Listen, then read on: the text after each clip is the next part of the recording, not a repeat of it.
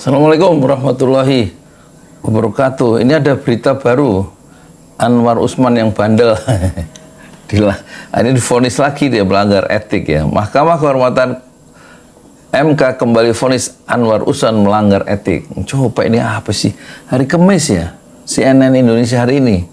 Majelis Kehormatan MK menyatakan Hakim Konstitusi Anwar Usman ya terbukti melanggar kode etik.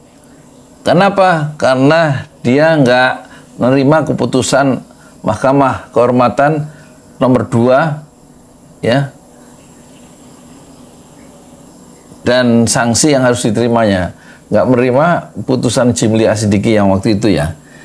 Dalam putusan nomor 2 Mahkamah Konstitusi, Anwar Usman dinyatakan melanggar kode etik dalam memutus perkara nomor 90 tentang syarat minimal usia capres dan cawapres karena terdapat konflik kepentingan. Lalu Anwar lantas diberi sanksi dicopot dari jabatannya sebagai Ketua Mahkamah Konstitusi. Namun Anwar Usman nggak terima, dia nggak legowo, nggak nerima keputusan itu. Bikin konferensi pers bahwa keputusan itu ya dia difitnah secara keji. Anwar mengekspresikannya dalam sebuah pernyataan dan menggugat putusan itu ke PT UN.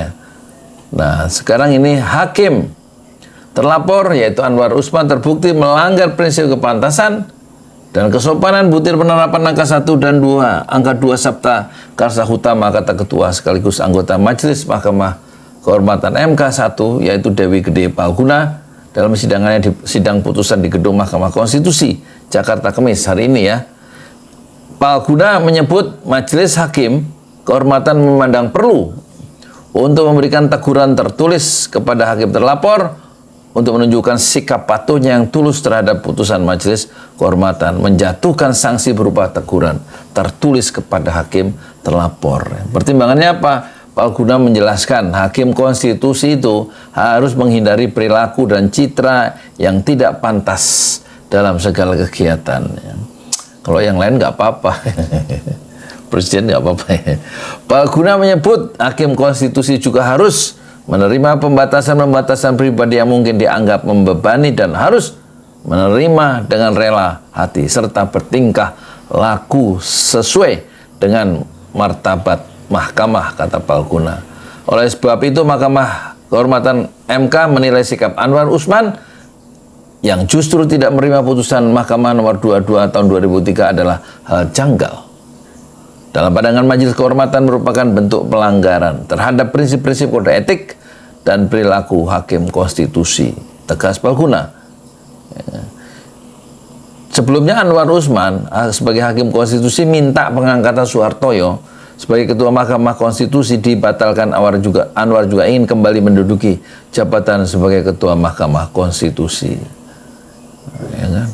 Ini ya contoh ya pejabat kita ya yang sudah melanggar etik masih nekat minta jabatannya yang dicopot oleh Jimli itu minta dikembalikan. Ya kalau memang kata Rasulullah, kalau kamu nggak punya haya, nggak punya rasa malu, maka berbuatlah sesukamu, ya kan? Jadi hendaknya ada rasa malu di kalangan pejabat-pejabat kita kalau dia melakukan pelanggaran etik. Nggak usah sampai diadakan sidang pelanggaran etik atau sidang Mahkamah Kehormatan, mundur ya, karena sudah merasa hati kecilnya kan nggak bisa dibohongi kalau orang melakukan pelanggaran etik ya. Nggak selalu harus diukur, nggak ada pasalnya, nggak ada aturan, tapi etika itu soal nilai, soal kepantasannya.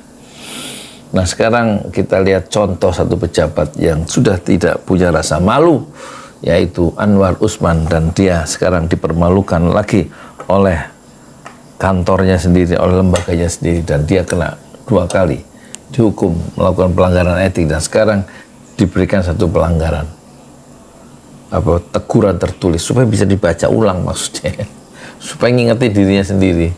Assalamualaikum warahmatullahi wabarakatuh.